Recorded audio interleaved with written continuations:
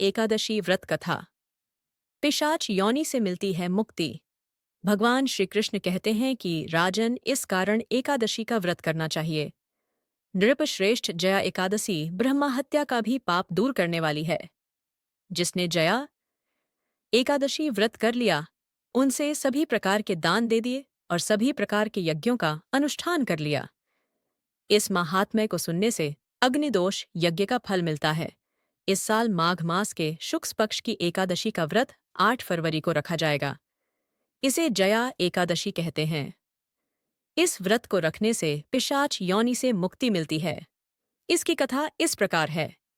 युधिष्ठिर ने भगवान कृष्ण से पूछा कि भगवान, आप कृपा करके बताइए कि माघ मास के शुक्ल पक्ष की एकादशी को कौन सी एकादशी आती है, उसकी विधि क्या है, उसमें किस देवता का पूजन किया जाता है। भगवान श्री कृष्ण बोले, राजेंद्र, माघ मास के शुक्ल पक्ष में जो एकादशी आती है उसका नाम जया एकादशी है। यह सभी पापों को हरने वाली उत्तम तिथि है। इस दिन अच्छे से व्रत करने से पापों का नाश होता है और यह एकादशी मनुष्यों को मोक्ष प्रदान करती है। इस व्रत को करने से मनुष्य को कभी प्रेतयोनि में नहीं जाना होता है। स्वर्गलोक में देवराज इंद्र राज्य करते थे। देवगण परिजात वृक्षों से युक्त नंदवन में अप्सराओं के साथ विहार कर रहे थे। 50 करोड़ गंधर्वों के नायक देवराज ने इच्छानुसार वन में विहार करते हुए बड़े खुशी से नृत्य का आयोजन किया। गंधर्व उसमें गान कर रहे थे, जिनमें पुष्पदंत, चित्रसेन और उसका पुत्र 3 लोग प्रधान थे। चित्रसेन की स्त्री का नाम मालिनी था। मालिनी से एक कन्या पैदा हुई थी जो पुष्पवंती के नाम से प्रसिद्ध थी। पुष्पदंत गंधर्व का एक पुत्र था जिसको लोग माल्यवान कहते थे। माल्यवान पुष्पवंती के रूप पर अत्यंत मोहित था। ये दोनों भी इंद्र के संतोषार्थ नृत्य करने के लिए आए थे। इन दोनों का गान हो रहा था। इनके साथ अप्सराएं भी थीं। अनुराग के कारण ये दोनों मोह के वशीभूत हो गए। चित्त में भ्रांति आ गई, इसलिए वे शुद्ध गान न गा सके। कभी ताल भंग हो जाती थी तो कभी गीत बंद हो जाता था। इंद्र ने इस प्रमाद पर विचार किया और इसे अपना अपमान समझकर ने कुपित हो गए।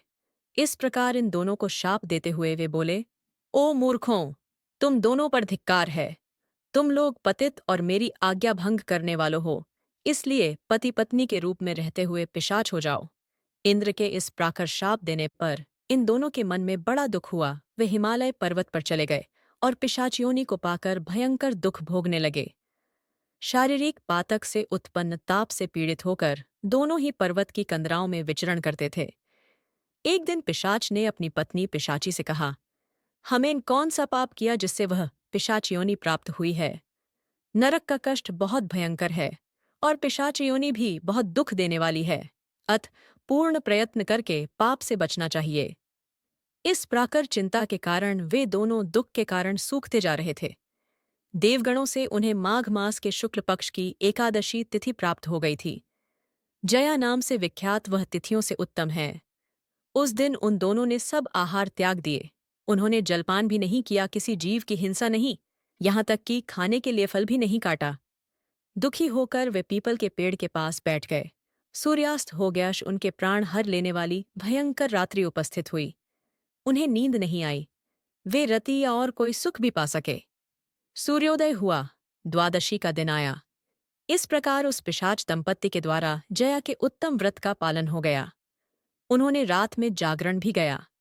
उस व्रत के प्रभाव से तथा भगवान विष्णु की शक्ति से उन दोनों का पिशाचत्य दूर हो गया। पुष्पवंती और माल्यावान अपने पूर्व रूप में आ गए। उनके दिल में वही पुराना स्नेह उमड़ रहा था। उनके शरीर पर पहले जैसे ही अलंकार शोभा पा रहे थे। इन दोनों मनोहर रूप धारण करके विमान में बैठे और स्वर्गलोक में चले गए। वहां देवराज इंद्र के सामने जाकर दोनों ने बड़ी प्रसन्नता के साथ उन्हें प्रणाम किया। जिसने जया एकादशी व्रत कर लिया, उनसे सभी प्रकार के दान दे दिए और सभी प्रकार के यज्ञों का अनुष्ठान कर लिया। इस महात्म्य के पढ़ने और सुनने से अग्निदोष यज्ञ का फल मिलता है। प्लीज कथा को पूरा सुने और वीडियो अच्छा लगे तो लाइक, शेयर, सब्सक्राइब जरूर करें।